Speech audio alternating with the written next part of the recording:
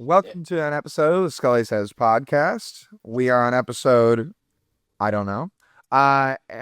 It should be here. It's 41. 41. Oh my God. Oh my gosh, it's been too long. Well, Been too long. it hasn't been too hard on us, but those people that are having to watch it, some of these people, they call them survivors. Yeah. Well, remember guys, as listeners, we can't hurt you. You know what I mean? We're just inside the little box that you're listening to us in. But today we're going to talk about a couple different topics on Wall Street Journal. Poppy's going to see how not plugged into the news I am, which is, for any of you who haven't watched, pretty hardcore. I do not pay attention to that stuff. And we'll get into some topical discussions. But the first thing we have to start with, in my opinion, the most important news going on right now, the Bears have finally selected God's country as their new homeland. Well, sir, see, myself and Mr. Pierogi were just talking about that just a minute ago. You'll see the sign behind me says Region Rat. And I did a little bit of TikTok on Region Rat, explaining to people that the region consists of some cities, mainly Hammond, East Chicago, Gary, and then there's a few others, maybe Munster Highland and Griffith might kind of fit in there. We don't. That's the wrong side of the border. We don't True. deal with. That's True. Cook County. We don't deal with those people. You see, because if they try to steal the Bears back from us again, you see, we had no time for those people. At any rate, it's not final though. It's not final. No, it's not. It's far from it. And so, yes, and they can still back out. Knowing the McCaskies, they've been known to back out more than one deal, you see. Yeah. Yes, and they're... I just think for the culture of the team, I think that moving anywhere outside of the city is probably a misplay. I think that there was a couple sites they could have chose. There's a small site further north on the lakefront that they couldn't build a casino there, but they could build an NFL stadium and a parking lot. But they want to build the casino too. They want to develop that land.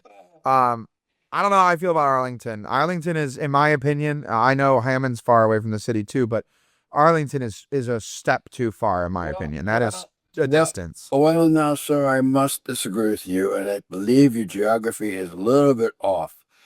Even Mr. Pierogi knows that if you are in Hammond, you can walk down the street and go into a place called Chicago. Right. We are that close. You can walk to Chicago, and even in the town of Integrity, Munster, Indiana, you can walk to Cook County. So we're very, very close. And no, I'm saying Arlington Heights is not close. Yes, no, that's right. And then again, when you said outside of the city, it's kind of outside of the city. But there's this place they want to put Wolf Lake, and across the other side of Wolf Lake, I believe, is Chicago. Yeah, you can see the skyline. Yeah. So yes. So, and you see, the Bears have always kind of been like a bare knuckle, rough kind of team. That's that's kind of how they sell themselves. And you can't get much more bare knuckle, rough, tough cream puffs than the region and the steel mills. Those guys, and even the refineries. Those guys are pretty basic bear type fans. Well, and I guess my issue comes from with the way that a lot of the North Side fans have been reacting. Is there's a lot of comments on over half of the season ticket holders live within 15 to 20 minutes of Arlington Heights, and the north side of the city is actually still in Illinois. All those things. My thing is this is a typical North Siders / honestly from the takes of anecdotal evidence from people who live in the city and from people who live south of the city, whether that be the region or the actual south side. All of those people seem to be in kind of a similar, maybe not demographic, but like a similar point of view on what Chicago is and how it is. It's the North Siders where a lot of this stuff gets warped to me, where it seems like once you get past Old Town, they act like that's what the city is. Like they're like, you know, you could have, I've had friends call me and be like, oh, I live downtown. And then I get there and I'm like, you know, 10 minutes past Wrigleyville. And I'm like, no, you don't. Right. And so there's this weird like claiming of the city, even when they're like 20, 30, 40, 50 minutes out, where they're like, I'm in Chicago, that you never get from someone who lives in Hammond. Someone who lives in Hammond will tell you they live in Hammond. Someone who lives in, you know, Lansing will tell you they live in Lansing. You know what I mean? Yes. But like they have this like weird like they've decided the city just goes out that way indefinitely for whatever reason. It doesn't. And like you said, the Bulls are right in the center of the city. The Bulls are sometimes they're not, but usually they're a hard hat lunch pail team. The Sox are a hard hat lunch pail team usually again. Yes. And the Bears, I would say, fall right in with that. It's not so much the Cubs, which the Cubs are, you know, they're not like weak or something, but they're a little bit more glamorous. They have the famous stadium. They have the like, you know, their uniforms are extremely iconic, stuff like that. Like the Cubs are a lot more pomp than pomp and circumstance than they are. I prefer to think of them as Gucci type fellows. Yeah, the Gucci crowd, you see, where we tend to be the hard-toed people that stand, and when they kick you, it's more it hurts more than those Gucci lovers, you see. for sure. So that's but the point is also, now if you're the McCaskies, and the McCaskies, like the forebearer, which was Mr. George. Alice, yeah. Yes. Mr. George was noted as a cheapskate, you see, and his daughter was as cheap as he was. And that trait has gone down to the third generation, you see. And the McCaskies are still cheap as hell. And so if you look at Hammond, Indiana, you say, oh, Hammond, Indiana is all Democrat, blah, blah, blah. That is true. That is true. And it tends to be a continuation of Chicago. And in fact, when they talk about Chicago, they say on the television, they say Chicago and Northwest Indiana. They always say that because Northwest Indiana is a substantial part of Chicagoland. Yep. So anyway, that's but the point is that although Hammond is as Democrat as you could possibly get, can't get any more Democrat than that, the state is what they call very Republican. And the taxes are what they call very low. Yeah. Very low, you see. So if you walk across that line and paying twice as much for half as much in Chicago, you come into Indiana and you do quite a bit better.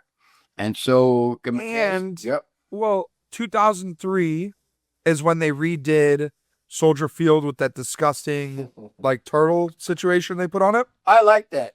Well, I've grown to love it, actually. I do. I now I find it iconic. But when it first came, I remember as a kid being like, oh my God, that's terrible. But that has never even been paid. They didn't pay for 8 years on the principal of that loan. And then now they're paying the minimum or close to the minimum payment on that loan.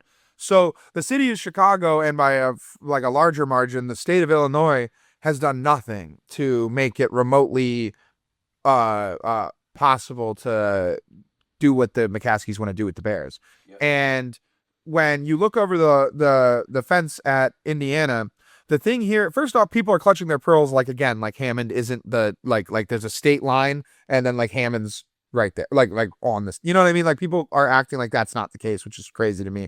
But aside from that,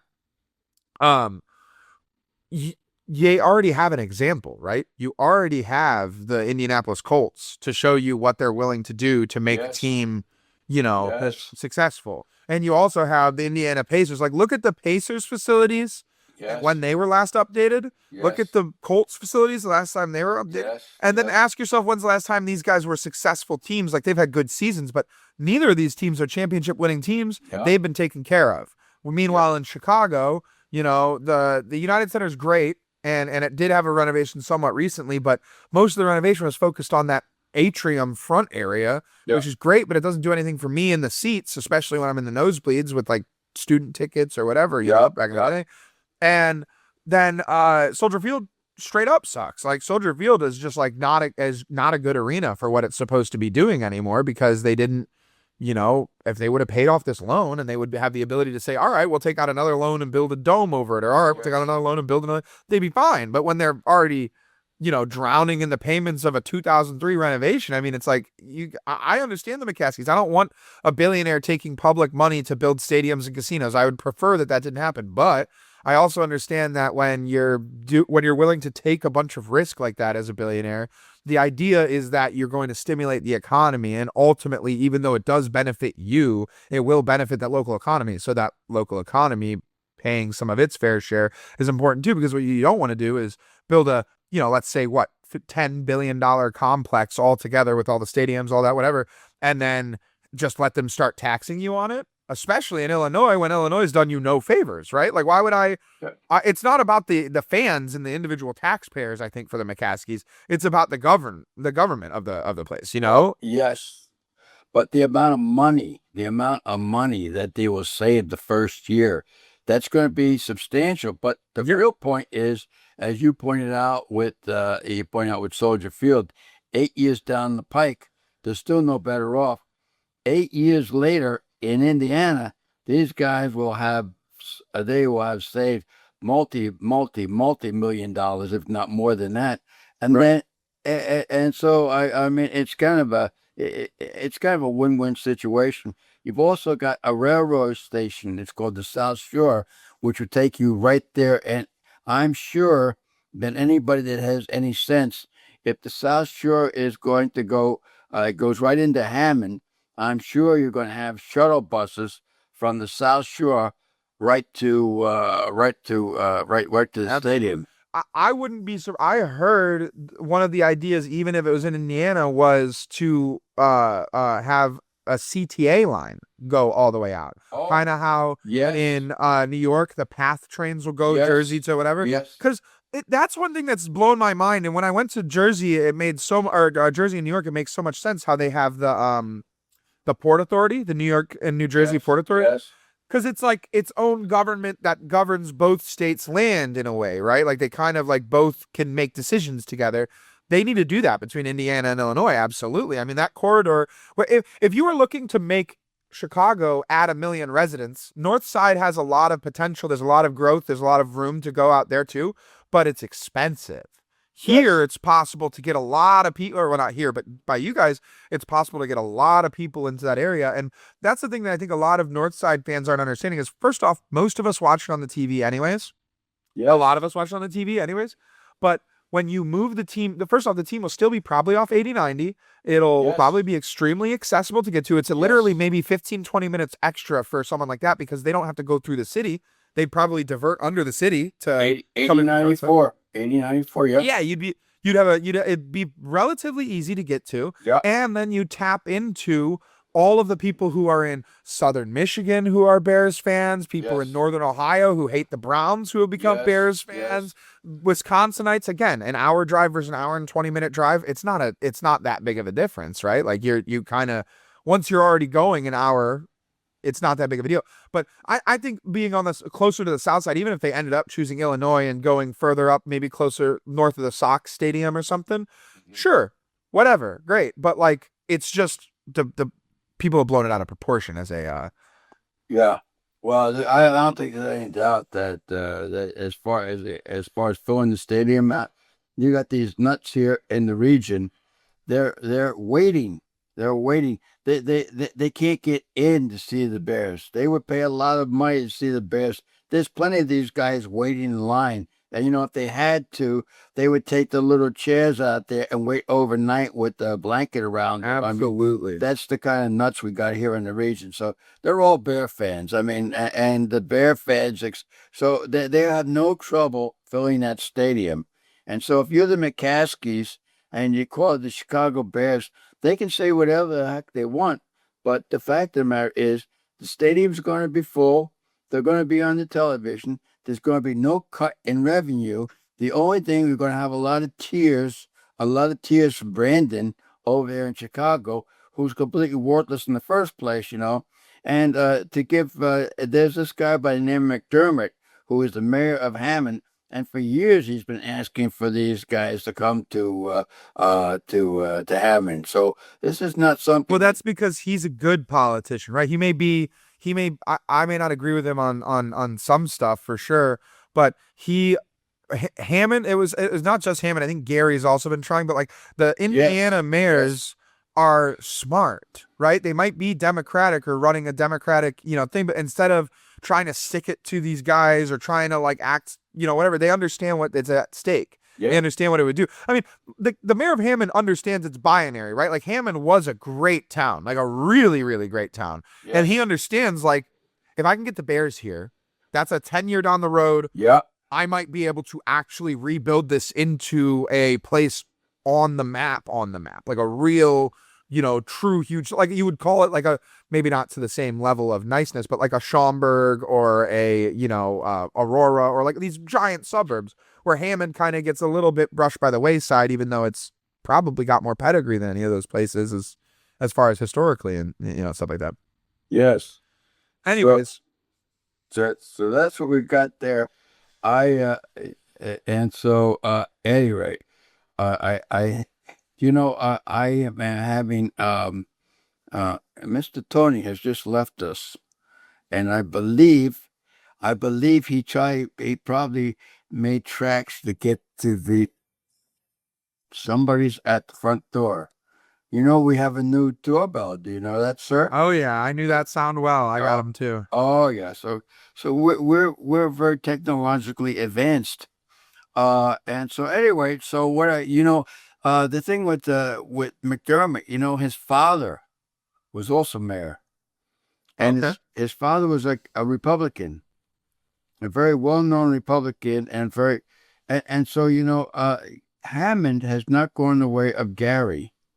Now that's not to say that Hammond is flourishing, but it is to go so far as to say that Hammond has not fallen as far as Gary, and For sure. they've For managed to they have managed to put new buildings in there. They've done buildings in Hammond, Yeah, and the high school. I don't know if you've driven past the high yes, school yes. anytime recently. The high school is amazing looking. It looks awesome. Oh, I was going to say, I thought, Mr. Tony, I said that Mr. Pierogi, I thought that he had left us to go to the restroom, but he had not. Look at,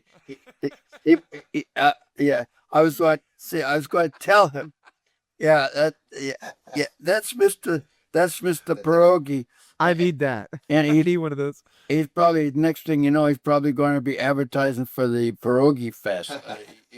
No, but I mean, even that. Sorry to just touch Yes. that, but like all of those little festivals, those cultural things that go on. If you could do some really creative stuff, then you can Yes. touch on a piece of Chicagoland that isn't just like, Yes. kind of like respectfully white frat bros, which is how the North Side feels to me in a lot of ways. Oh yeah, yes. Well, when they have these festivals in Hammond. Do you know where they hold these festivals? I don't want to sound like an ass, so I'll let you say it. A place called Wolf Lake. Okay, yeah. Wolf That's what I Lake, figured. and of course, Wolf Lake is where they're trying to put the new stadium. So It's a community area already. It would make yes, a lot of sense. yes, Well, if they build it there, Mayor Tom said they would have to take a couple years off for that festival because it'd be. oh yeah. Well, the festival will have, yeah, and I can tell you this, that the regular participants at the festival would be more than happy to give up a couple years if they thought that the Bears Stadium was going to come there. They'd all be totally in Especially favor. because it's not just a stadium. They want to build an athletics complex like in Yes, Philly. yes, They yes. want to really, really Well, I think build a. hotels and Yeah. Yes. I mean, it Well- could really do some crazy, crazy cool things with All COVID. right, sir. Well, I know that you've Yeah. been trying to avoid this, sir, but you're not going. You're not going to get there because you'll have to answer these questions. You see, these are questions that are begging to be answered. Are you with me, sir? I'm with you. From the Wall Street Journal now. I'm going to get my Googling hands up as fast as I can. Now Jill Biden came up with a new book, and we're going to talk about Jill a little bit later. But what is the name of it? Is it called View from the East Wing, Spoken from the Heart, Me and Joe, or running on empty. From the East Wing, right? That is correct, sir. Yeah. From the East Wing. Yes. And fortunately, Mr. Trump has pretty much demolished that East Wing, which of unhappy memories there anyway. Yeah. Then, Must have been the stench. well, Joe is he's kind of confused there anyway. Anyway, we'll talk about that a little bit later. Okay. But then there's a venerable UK that stands for United Kingdom, sir. Its dietary is nearly toast. Toast. When they say toast, it means it's almost gone, don't you see? And so what is the name of that delicacy that traditionalists like? Is it Marmite? Is it Larry's ice cream? Is it Gentleman's Relish or Colonel Blimp's tooth powder? Gentleman's Relish sounds insane. I don't think that comes from a can. I think that might come from someone's body. That sounds insane. But I think the first thing that sounded kind of like marmalade, but mixed with Vegemite. Well, sir, your insanity is showing again because it is Gentleman's Relish. Is it really Gentleman's Relish? Yes. That's insane. That's in the UK? That makes sense, actually. I relish at the thought, sir. I do. That makes sense, actually, in the UK. Though seemingly without expertise, there is a Trump ally by the name of Bill Pulte. Nevertheless, he was named for a new job. Now, is that new job Director of National Intelligence, Head of the Centers for Disease Control, Secretary of the Army, or Chief of the Federal Housing Finance Authority? Federal Housing and Finance Authority, because Bill Pulte was a real estate magnate. Well, one would think that, sir, but you will remember the introductory said a man without any experience. Oh, without any experience in that oh field. God! So it would not be that. Yeah, I know. Yeah, that would be the job that he made sense for. And speaking of that, Oh, it would God. be the Director of National Intelligence, making sense of it. And that I intelligence. followed Bill Pulte on Twitter for like 10 years, and I unfollowed him. I don't want anyone that I've unfollowed like 3 people ever. I don't want anyone I unfollowed on Twitter to be in the government. You don't like Pulte? I don't dislike Pulte. He just like his Twitter presence was like suffocating. I was like, all right, I don't need to see this many tweets. Like, I'm good. But he was He's a nice guy though. Yes, well, the thing about him, regardless, he was doing something, you see. Even if he's making a mistake, he was doing something, you Well, see. he used to give a bunch of money away. That was one of the biggest things that would be on his Twitter was he would I think, if I'm not mistaken, he is the same guy. He would ask people to send him their bills, like, oh, I'm behind on my car payment, or oh, I'm behind on this, and he would ask them to send it, and they sent him variable screenshot, and he would just pay it for them. Now he would do the Twitter. Now you tell me, sir. If only I had known. I could. I mean, I have no problem getting on the door myself, you see. No problem whatsoever. I resent other people being on it if I have to pay for it. But if you see, if somebody else is, yes. So now, going on, which of these entities allowed the 11th graders to have their own Chat GPT accounts? Would it be Bronx High School, Santa Clara, Massachusetts, or Estonia? Okay, not Estonia.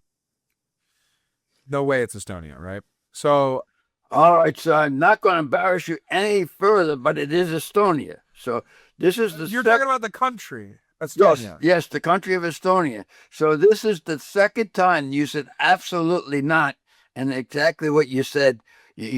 How is that? I don't know. You can't give 3 states in a foreign country, 3 liberals. That's a tricky multiple choice. Well, you know. Now, let me see. Now, the 3 top AI CEOs are say that there is a looming threat, and so is it? Do they want a moratorium on new data centers? Do they think that there's biological threats posed by AI? Do they think that tariff-induced chip shortages are a problem? Or a clamp down on tech-related visas. What do you think these CEOs are? I would say all of those things. I was waiting for an all of the above. I feel like they're probably worried. Well, actually, though, a moratorium on data centers would be bad for a CEO. They probably don't want that because it makes them money. I would say, I think it was the foreign visas for tech, I think would be it. And then my second answer would be biological concerns. I think your second answer would be closer to the truth, sir. Yeah, that's an interesting thing. I hadn't seen anyone talk about that, but I was wondering if that's what they're getting at, because a lot of people are worried about not even just like literal biology, like as in like an AI walking around in some sort of like android body or whatever.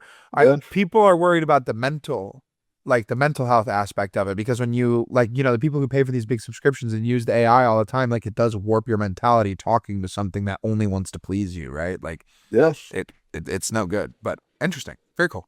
Well, so I'm going to give you a gimme. This is like a mulligan, a mulligan. You know what a mulligan is, right? Oh yeah. So here's your mulligan, sir. He was on the island in that one show. No, I'm just kidding. It was Gilligan. That was Milligan or Gilligan, but okay, mulligan. Okay, so here. Dolly Parton has become a significant owner in what area? Minimalist art, bourbon distilleries, theme parks, or outdoor gear? She has a theme park. She has Dolly World, I think. I believe it's Dollywood, isn't it? Maybe, I think you might be right. I think it's Dollywood. She has a theme park. But I swear, I was just on the Bourbon Trail, and I swear to you, at Wild Turkey, they were saying something about Dolly Parton's distillery, which is like, I'm going to say the distillery because that one's worming in me. But oh my God, sir! But it is theme park, sir. Okay, but that's the easy one. That's the softball. I don't want the softball. Correct. I want the strange answer. You keep on saying that it couldn't possibly be. That's the third time. I didn't say it couldn't possibly be. Oh, you were very close to say. Without embarrassing any further, let me go on, sir.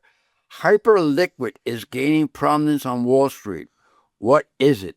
It is a super hydrating energy drink, an AI formulated industrial lubricant, a 24/7 crypto trading platform, or a put provider helping homeowners lock in price gains. What was the name of the product again? The Hyperliquid. Hyperliquid.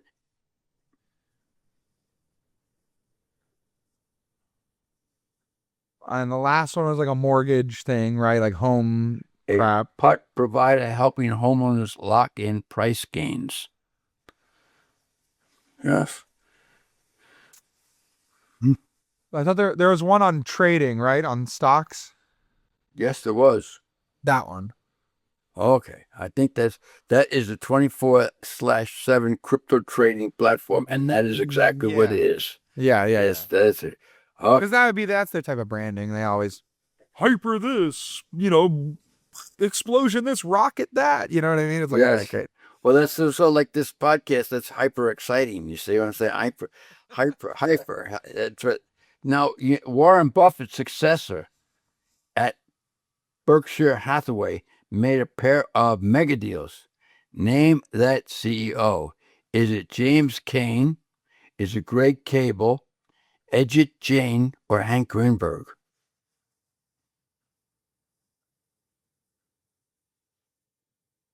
C. Edgett Jane?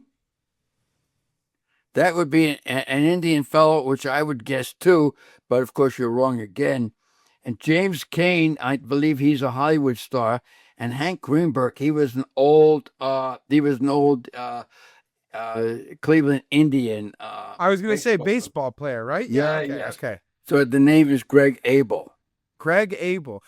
He's probably able to do a pretty decent job. Abel. There you go, Abel. And you see they had the name Cain there. You see Cain and Abel, but it's not that partnership. That's a different. That went down. It is dead. That went down not so good. Dead. Yeah. No. And what are more than 1,100 University of California STEM professors demanding? They're demanding this. more affirmative action, a boycott of Israel, tough new science requirements, or reinstatement of the SAT for admissions. Boycotting of Israel. Reinstating of this SAT for admissions. Really? Yes, because the people are becoming too damn dumb. Right. Pretty dumb. But you said University of California professors, right? That is correct. I guess that makes sense because they're like STEM. higher education. You know what I mean? These people are so dumb. Ashlyn said when she was, because she got into UCLA, UCSB, and whatever. She ended up going to SDSU, but she got into all those ones, and she was saying it's like it's really competitive, but it's not like you would think it's really competitive. She's like, it seems like if you just do your work, you get in. You know what I mean? Like it's not. Yeah. Well, I think this is across the board. At Harvard, they have courses for remedial reading. At Harvard? At Harvard, yes. You go into Harvard and they have different. Not like English is a second language stuff, right? Like I understand having like foreign nationals, but yes. We'll take a look at Huckleberry Finn. Now, Huck said this, you see, and they'll teach you how to read the book. You see, they'll give you grammar lessons, and that's for people that are going to Harvard. Don't you think that if I was going to the best school in India, that I should probably have some level of mastery of the Indian language before I go there? Well, speaking of that, it's very, very interesting that you should say that, because right now they have thousands of people coming from India with advanced degrees. There's only one problem. They have no advanced degrees. You see, right. There are these universities that are giving diplomas to these people. Yeah. But only if you line the palm, you see.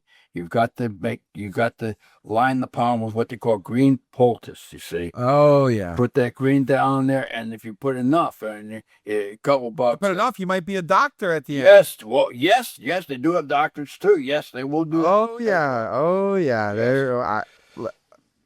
And so I'm not going to expose her perspective on it, but I do know a couple women in medicine who certainly feel some type of way about the accreditations of some of their peers. Yes. Well, you see, what happens, unfortunately, is some of these people are not stupid. They're not stupid. No. But they don't have the credentials. And so they come over here and they earn the credentials, don't you see? Unfortunately, they have people like are in the Veterans Administration, they're in the hospital, and they are being learned on, you see. Right. That is what's happening. And so some of these people, they become quite good, but after 10 years of practical training, they call that OJT. You know what OJT is, do you know? On-job training. There you go, sir. Yes. So that's kind of scary when you have a guy who is a neurosurgeon, don't you see? Yeah. OJT and neurosurge is like. Yes. No thanks, but it's You know the word you don't want to hear in the operating room, don't you, sir? Oops. There you go, sir. You and I understand. So now we're moving on. Now, I did mention the fact to you, did I not, earlier, that we were going to say some things about Joe Biden, you see? Mm. And Joe Biden, she's come out with this book. Yeah, and I think I told you about the book with in the Wall Street Journal. And you know who's very upset about this book that she's come up with? Do you know who's very upset with it? The Dems. That is correct, sir. The Democrats are very upset with it. Because, of course, you see, they saw this old guy. I saw him the other day. This is kind of scary. He was Jill Biden was, I think she was with Oprah, and she was waxing so eloquently. You see, Dr. Joe, waxing eloquently, and all of a sudden, Joe, he had a couple people with him, kind of helping him.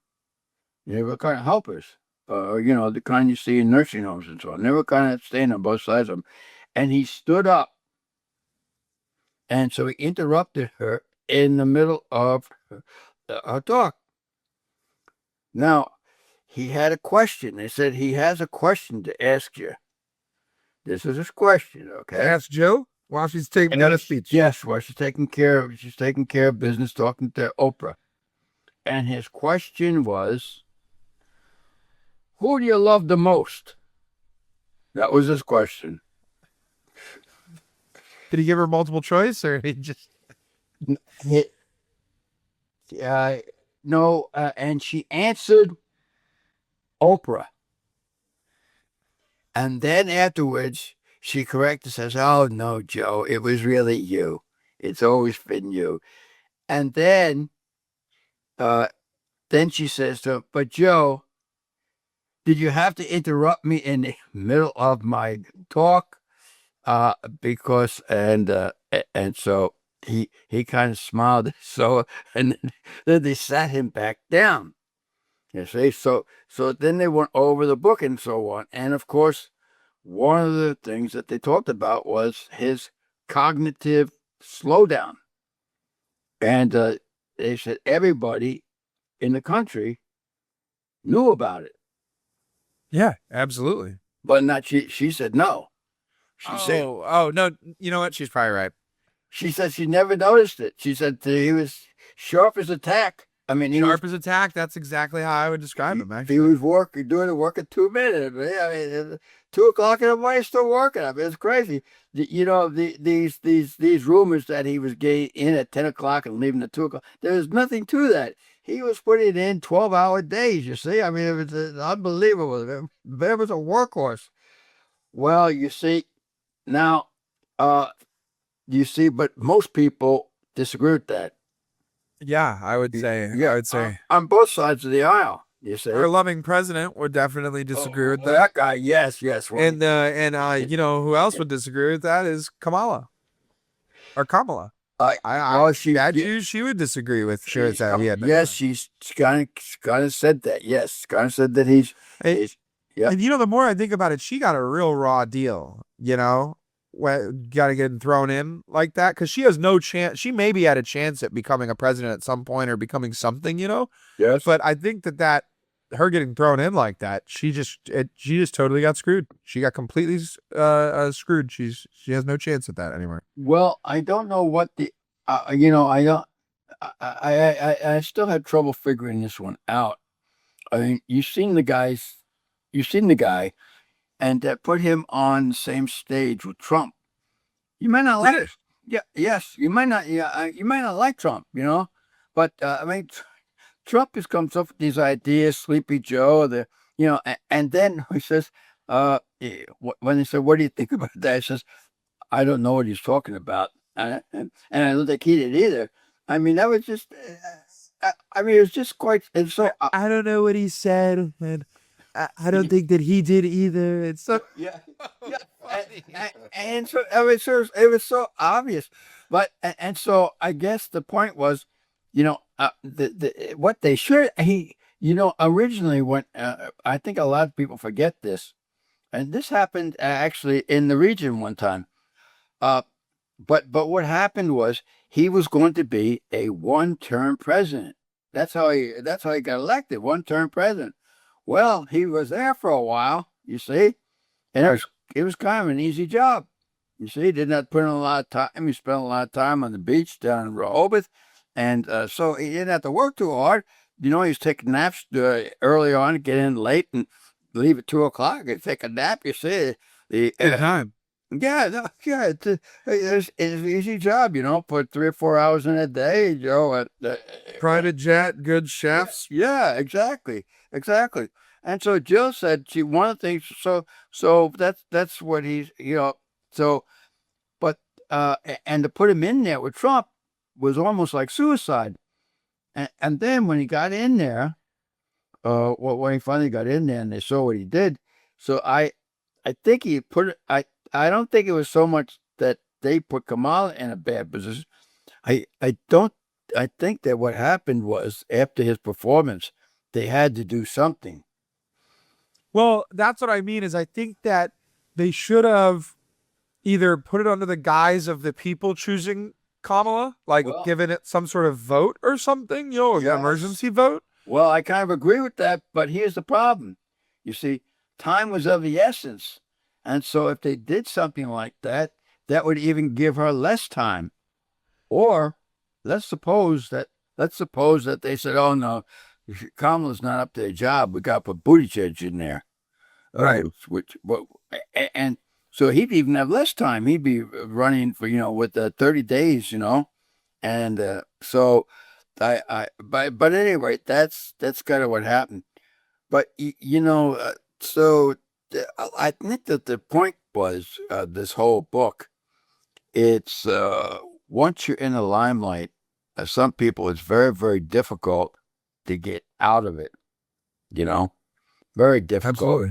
You see, so yeah, if you're a has been, but of course, what's preferable being a has been is to be a never was. You see, Right. because you're not falling from grace. But in this instance, you got Hunter. He's off there somewhere. I think he's in another country right now, and they have these huge mansions. And the scuttlebutt is, and I don't know if it's true or not, but that they're having financial difficulties now, you see?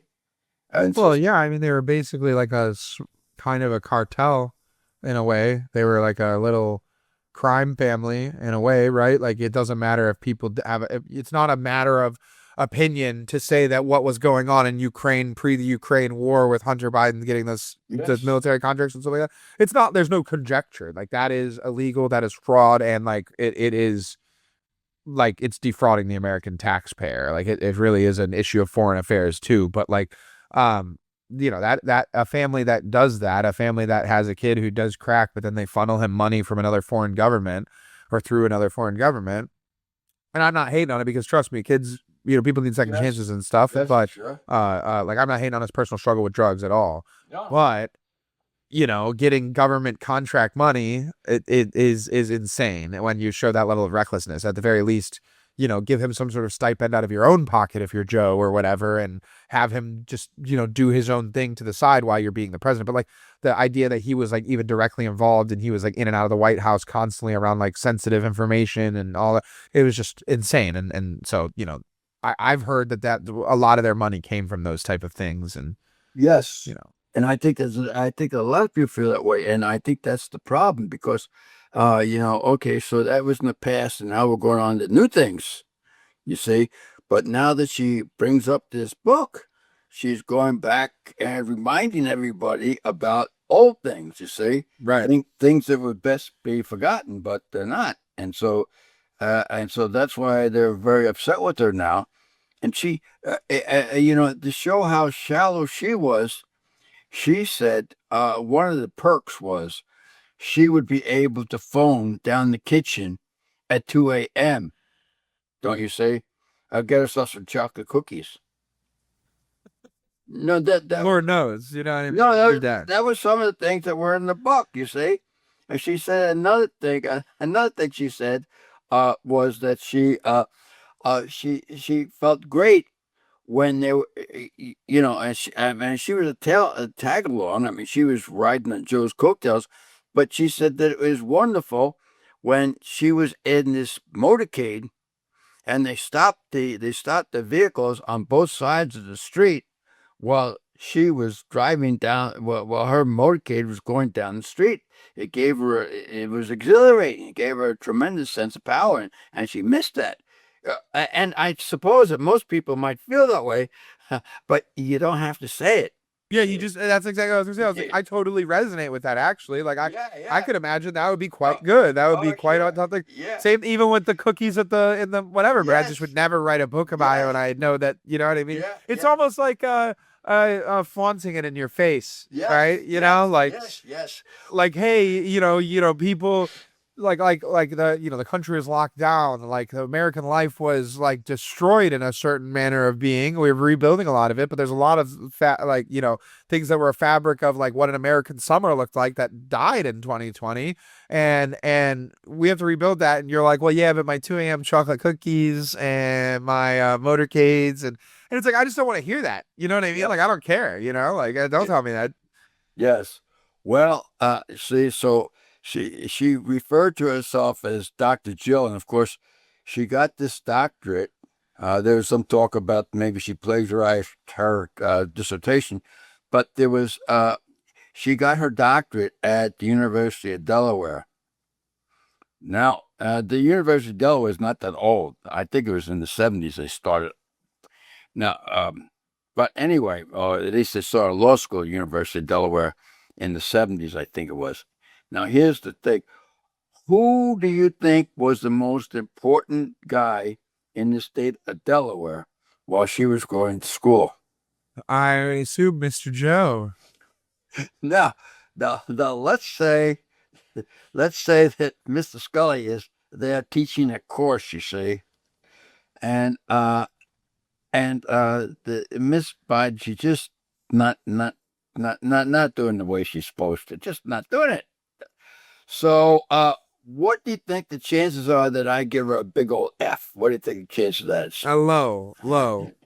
Also, it's worth noting she was very pretty back in the day. So, I'm sure that she didn't get no too often, anyways. Let's be frank. I see. Well, all right. So I guess that's true. But beauty is in the eyes of the beholder, sir. But moving on quickly from there. Now, you know who Scott Bessent is, do you, sir? Oh, I believe he's the Secretary of the Treasury under the Trump administration. Okay, I do know who this guy is. I knew him by face. I don't know his name. And I like the guy quite a bit. I think he's very smart, very smart, and he really. Oh, he's the gay one. Yeah. Yes. Well, I wasn't going to bring that up, but you did, sir. It was the top thing on his Wikipedia. Okay, well, yeah. And so, yeah, it's a very, very bright guy. So, what he said is he was given an honorary doctorate, I think, from the University of, I don't know, Kentucky or one of these places. Yes. So somebody was saying, they said to Mr. Bessent, and he said, you will now refer to me as Dr. Bessent. You see, so a little bit, Poking a little fun there. Oh, I would say so, sir. Yes, but you know who else has one is Shaquille O'Neal. He's also yes. Dr. Shaquille O'Neal. Dr. Shaquille, yes, indeed. Yes, but Shaquille, Shaq is very well liked. Yeah, beloved. Very well liked. Recently, people have been trying to push back on him because nothing can be too great. But I think he's great. And you know who else is getting just going to basketball a little bit? Chuck? Yeah, Prince Charles. Talking about the women in San Antonio eating their churros. Yes, Just the big old women down there in San Antonio. It seems like Chuck has lost something like 40 pounds and he's now hawking. Yeah. He's doing the GLP-1 thing, but he's trying to work out and everything. Yeah, he looks a lot better. He looks almost like he did playing because he was pretty big playing. Yeah, he's looking pretty good. Yeah, and people like him. He's a very likable character. Yeah. Yeah, it is. He should be pretty interesting. Yes. The only way I say I have very little interest in basketball, but of course I like to watch. The only guy I really like to watch is Steph Curry. Oh, yeah. He's the only guy I really like to watch. And I like to watch women's basketball now. I think. Yeah, it is actually, because the game of women's basketball's game is closer to like 30, 40 years ago, men's basketball. Yes. Well, in the way that they play it. And of course I like Caitlin. You gotta like She's her. great. And you gotta like that Sophie Cunningham. Oh yeah. Well, I like the one. Oh, who'd you guys just get? Yes. Someone they waived a kid on Chicago, but they got rid of Angel Reese, who I didn't really care too much about. Yeah. But they got, is it Aja Wilson? I don't know. Well, they got one of the all-time greats is in Chicago now. It's like not Yes, Candace yeah. Parker, but it's one of those other ones, and she's really, really talented. She's super Yes. cool to watch. I think it's Aja Wilson, but Yeah, I think that's right. And they mentioned something like that with Caitlin Clark the other day, and she said something, very complimentary about this other woman on her team. So yeah, I think Caitlin Clark's very classy. She doesn't try and make too big of a mess. She has to Yeah. prove herself this season, though. She has to win this season and not get injured, because then she's going to start to getting that like, oh, is she a could be, or is she a B? You know what I mean? Like, yeah, but she gets whacked pretty good. I mean, really. oh, she gets destroyed. Yeah. Oh, yeah. That's what I'm saying. It's like the NBA like 30, 40 years ago. Like, it's like Jordan getting kind of smashed and all that. Oh yeah, yes, she did. Yeah, Jordan got whacked. But so we're on the topic of the NBA. So I'm hoping it doesn't happen. I'm hoping that the San Antonio Spurs win the next 4 or at least 3 and then one more. But I really don't want the Knicks to win. I really they have been an insufferable fan base, and they haven't been to the finals since '99 when I was 3, and they haven't won the finals since '72 when I wasn't. My dad wasn't even born. So I'm hoping to God that those insufferable fans do not get a finals win. But So, have you mentioned that to your cousins, to the Santos boys? as vocally and as loudly as possible, yes. And do they agree with you? And they do not agree with me. They do not like that when I say that to them, but it is what it is. You think that has anything to do with them being from Staten Island? You think that may play something in there? Well, I think that when you grow up and in your adult life, you have 9 sports teams that you can root for, and literally none of them, except for Eli Manning's Giants, ever do anything worth a damn. It does kind of get like it wears thin on you. And then you don't even have college teams nearby. The closest college to you is Rutgers, which, like, respect to Rutgers, but like in football, get out of here. You know what I mean? Be careful with that, sir. And yes. We gave you some Ohio State cast-offs. You guys got Shiano now, so you'll figure it out. But it's going to take a couple years. You know what I mean? When you said that there's no teams in New York, you were thinking about the Yankees? The Yankees, No. They're not competitive, are they, sir? I don't know if they're competitive this year, but I mean, when was their last series? When, like, 20 or no, not even. It was, what was it? I don't know, 2007 or something like that. I don't know. A-Rod, I thought A-Rod was halfway decent, as well as and Mr. Judge he's hurting right now. Oh, 2009. Yeah, the last time they won was 2009 when they beat the Phillies. Yes. So that's the only thing they've seen win is the Yankees. But most of these kids are Mets fans. Yeah, Yes. Mets and they're Jets fans. So they've missed the 2 teams that won, which would be the Giants and the Yankees. I see. Well, we have. Are you telling me the Santos boys are Mets fans? Tom, like by birthright passed down, yes. But by like Tom himself is a Yankees fan, I'm pretty sure. I would hope so. Kevin is. I think Kevin doesn't care. Kevin's just happy to watch New York baseball, I'm pretty sure. Well, you know what happened was this where the Mets, when the Mets were lousy, they had tremendous fan base. You see, because they were so lousy that people would love to go see them. They'd have like Marvelous Marv Thornberry that'd be a grounder and it would go between his legs. You see, and Right. so They're like the Globetrotters. yes, they love to see this. You see, well, they got good. They got this Dwight Gooden and a couple of these other guys, and they finally got good. And so they kept the fan base, but then from good they went back to stinky, and now, so anyway, so we got sidetracked, sir, which is a terrible thing for us to do, but we did it anyway. And is there anything else that you want to say about the NBA before?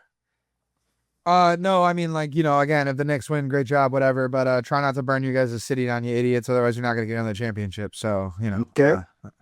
Now, and did I tell you that CBS, that station, Columbia Broadcasting System, that system? Ted Warner's, right? No. So no. I know CBS is Disney, isn't it? That is Disney. Yeah, right. Yes, sir. And so Disney, you see, even Disney, you see, Disney thought they looked at it, and Disney has been known as being somewhat liberal. Woke, as they say. Yes, yes, yes. They looked at this station and they said, "This is even too much for us. This is too much for us. It's just too much."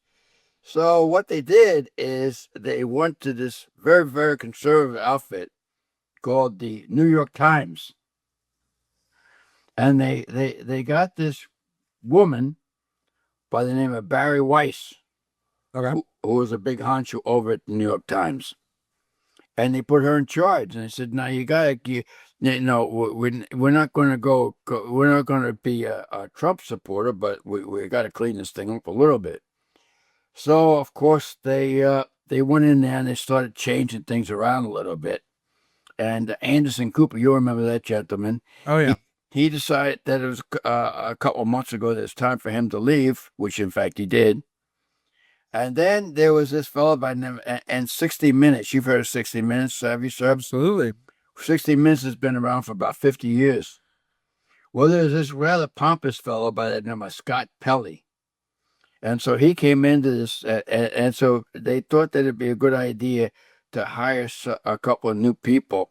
And so Scott Pelley came into this meeting and in front of everybody on the staff started yelling and screaming and saying the terrible disgrace and blah, blah, blah, blah, and embarrassed them in front of everybody. But nonetheless, they said to him, well, let's talk this over. So we'll talk to you tomorrow. And of course, Scott decided that he didn't want to talk to him then either. You see? Yeah. Right. And so they gave him a little message and it said, "You're how do we say this? You're fired. Yeah, you're fired. And not only you're fired, but you're fired for cause. Yeah, because you can't There go was in. no severance. Yes, well, that could be. That could be because he embarrassed everybody, and so he's now putting himself out as a martyr. Don't you see? Right. Right. Yeah. Well, you know what I mean, because he didn't do anything. Yes. Now I think he had pictures of himself on a boat or something out there in the ocean, and saying something like, "And thank you all my fans for supporting me," and blah blah blah. So I'm sure there's going to be some kind of lawsuit. Don't you see? And the lawsuit is going to say that the New York Times has been encroaching on his First Amendment. Right. And if there's anybody, if there's anybody that's in the country that has done more for trying to increase the First Amendment, it has to be the New York Times. And the only other place that seemed to hold a candle to him was the Washington Post. And of course, I think that's out of business now. So you have the New York Times. But anyway, so that's what happened with Scott Pelley. And so it's just a lesson, you see. So it's a good idea when your boss says something to you, you shouldn't tell him to go to hell. It's just ill-advised. I mean, you can do it, but it's probably Well, and I talk about it with my guys at work. It's like, we're all, I'm the oldest one, obviously, but then the next closest to me is like 4 years younger than me, and then the next closest behind him is like a year younger than him, and so on and so forth. So we have a bit of a variation of age, and so sometimes some of the kids will cross lines that, like, it's like, hey, you might think you're joking with your friend, but I'm not your friend, right? I'm almost 15 years your senior. Like, we have to take the words that you say and understand that they mean stuff, right? Because it's different between saying, I don't understand why you're asking me to do that versus like that, like what why do I have to do that? Like, no. And so learning that difference, though, 18-year-olds can figure it out. 17-year-olds and 16-year-olds can figure it out because I've had them too. And they all know where if I walk in and I'm like, hey, do this, and they know it's not urgent, they might hit me with a no and then do it, right? That's fine. They're different. But if a customer's sitting at the counter and I say, hey, do that, every time it's heard, and vice versa, the other way. If they say to me, hey, can you grab me cheese from the walk-in? Heard, right? Because there's a thing, and that's what the guy messed up. If he wanted to privately have a conversation with his boss about what he was angry about, that'd be totally fine. But when you try and embarrass someone, and this is like a very liberal tactic for whatever reason, but when you try and like embarrass someone or try and like be there around other people to like, I don't know, drum up the situation more, it's always going to end badly for you. It always is, because some people are not going to want to deal with that sort of behavior long term. Yeah. Well, actually, the first example you gave, if he had said something to him, if he had said something, I don't agree with you, or this, they would have let that go. They would have let it go. Is that your dog? He's licking his dew claw. His dew claw came off, and so he's licking the spot where it was. It could be worse. It could be worse. Licking the dew claws. They could be worse. There could be other things he could be. So It could be worse. we'll not go there. We'll not go there. So and so. I just don't want him to infect it. Anyways, but yeah, sorry. Yeah, no, that's right. That's so that's right. I did have a Wall Street Journal article that I wanted to talk on though. Yes, yes. So if you've noticed, we haven't talked about cars literally at all. Cars. You mean Curious. with the 4 wheels on them? Yes. And Yeah, thank God the Wall Street Journal has something for me. So it's got an interesting Yes. take. I'm gonna give a humorous perspective on it, or my version of humor, and then I'm gonna say my actual take, okay? Okay. But so the article is called Americans Are Keeping Their Cars Longer Than Ever and Remaking the Auto Industry. True. Which, by the way, the second half of that slop that we don't do anything, like what we do has no bearing on what the auto industry does. Hence the Ferrari Luch, hence the Pontiac Aztec, hence the, you know what I'm saying? So anyway. Yes. So it's basically talking about a guy who has a car that's he has 2 older Honda Accords, an '01 and a 2010. Now, Yes. so for the more humorous aspect of this is, how the heck can anyone say to me that a car from 2010 with 41,000 miles on it is an old car? Okay. I know it's 16 years old.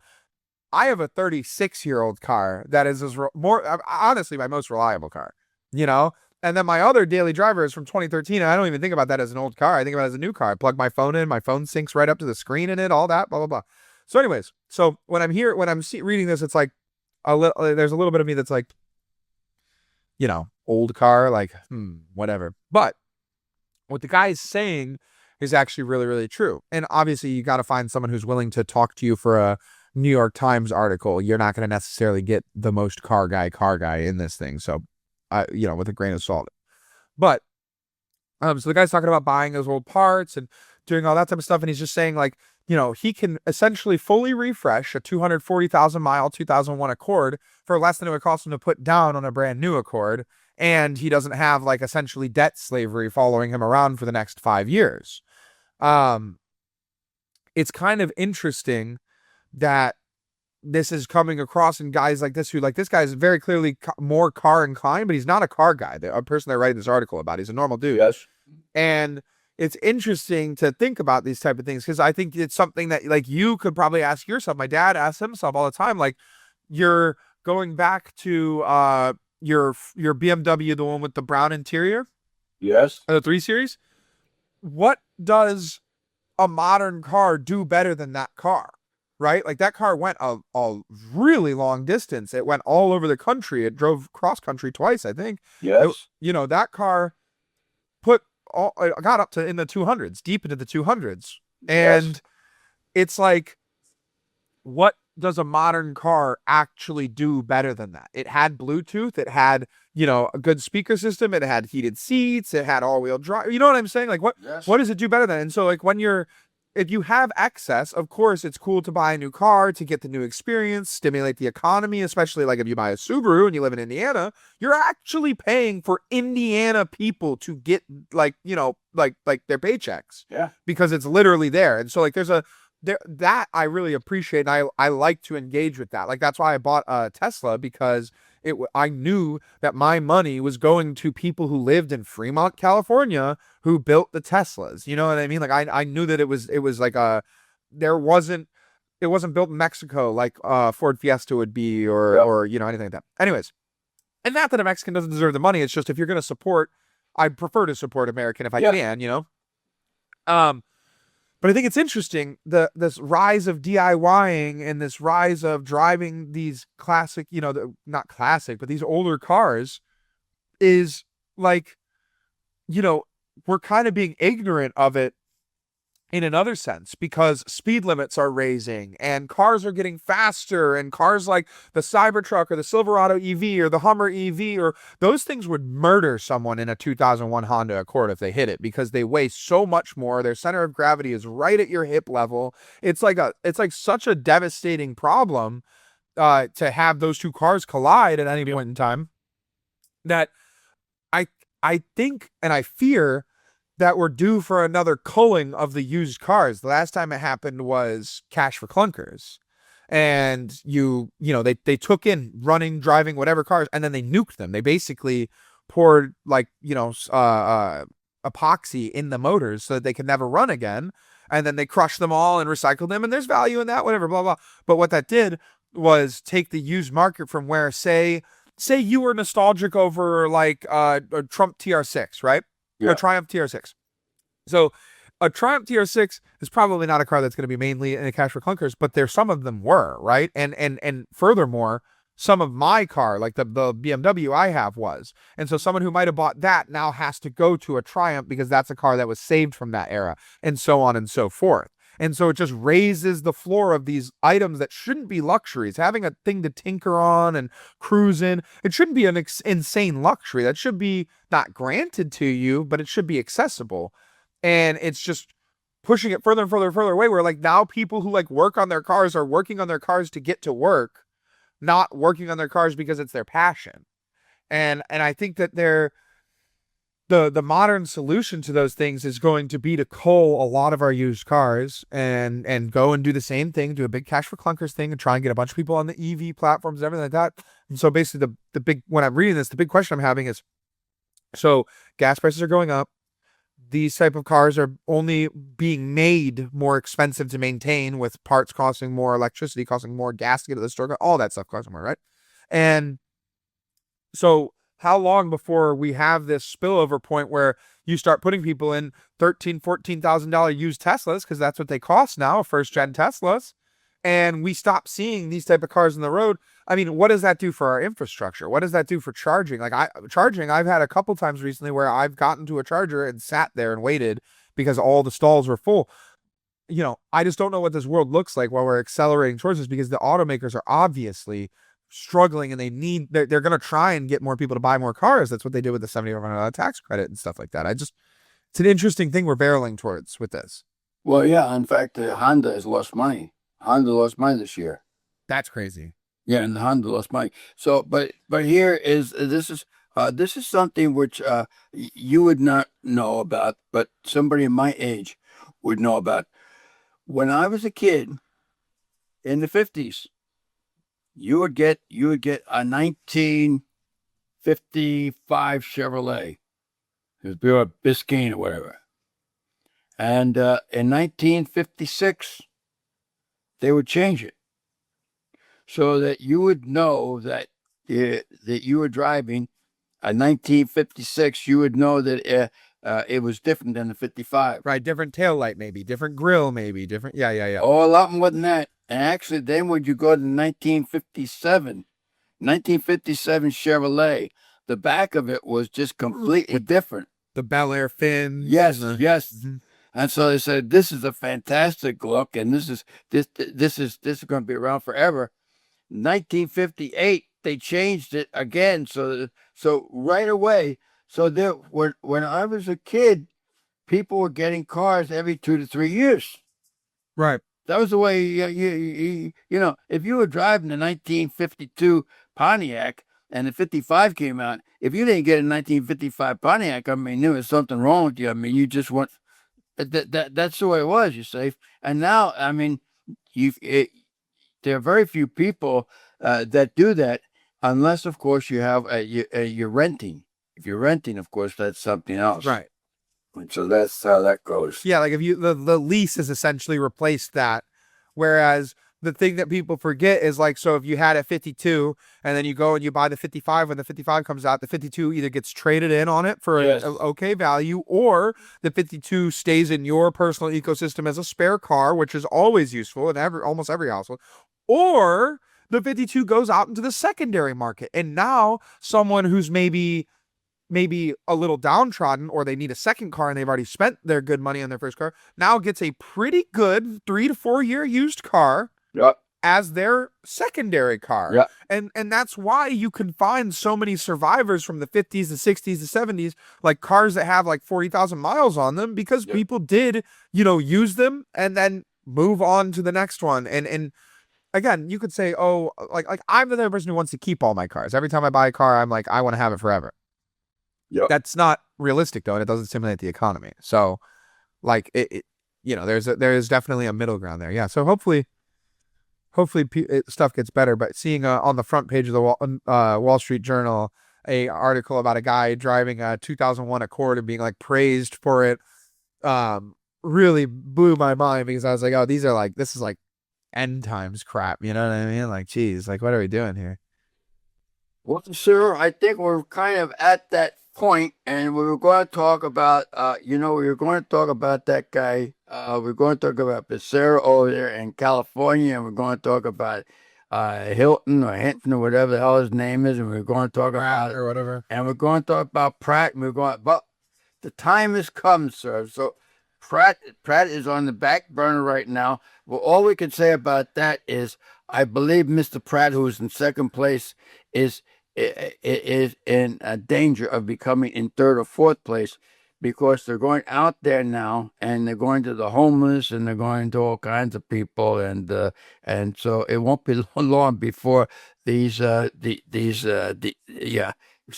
it's a shame, because you're going to have these same sorry, sad ass people running the state, which is the greatest state in the country, running the damn thing into the ground. Yep. It's just a great state, I mean, it's a Love beautiful the land. state. You love the cities. The people are generally pretty cool. Yes. And so Just anyway, a terrible place. they've just really used and abused it. So I was thinking about so we'll save that for another day, I think, sir. Sounds So good. it's now almost noontime. Almost one time for me. My boys are Yes. probably gonna be like, "What are you doing?" There you go, sir. So One more thing I forgot. Taking it back to the Bears fight song. They gotta change the lyrics, because Yeah, you're the pride and joy of Illinois. wait, we can get Indiana in there. The pride and joy, old Indy, yeah. Something like that. Yeah, nah. Well, I believe that, isn't it the New York Giants? Isn't it the the New Giants York? and the Jets playing Jersey. Yeah, it's flying Jersey. I don't think they're the city's names of the fights are The what? Well, yeah, but there's still the New York. There's still the New York. Yeah. And also, they can't be the monsters of the Midway anymore. They got to change that. Yeah, that's true. Well, no. Wait. See, that's you again, sir, spreading false information. That has absolutely nothing to do with the Bears. There's nothing Other than the Midway. No, sir. Oh. No, that is the UC. University of Chicago's. No, the Bears use No, they may have stolen it, but that's a lot of They style. stole it. And of course, the Midway, Monsters of the Midway is the University of Chicago campus. Well, the Bears took it. The Bears, the Yeah, theater. they did. They took the C too. The Bears C is the University of Chicago C. Yes, And yes. the Bears were the University of Chicago is the first place to use it. The Bears took it. The Yes. Cincinnati Reds C is directly taken from it. Yes. And the Cardinals C is Yeah, directly taken from it. So the thieving people that are in a bad area, and if they come to Indiana, it will straighten them out. They'll live by the straight and narrow, and they'll be better off for it. Don't you see? Absolutely. Yeah. There were good people live, but instead of those, and if they care to, if they deign to come to Indiana, we will allow them in. We will allow them in. Open arms. Yes. And so, in fact, there's an influx of those people coming into Indiana as we speak. Of course. Because they can no longer afford a beautiful Illinois. And on that note, sir, on that positive note, as always, we're going to call it a day. Yeah, this has been episode 41 of the Scully Sez podcast.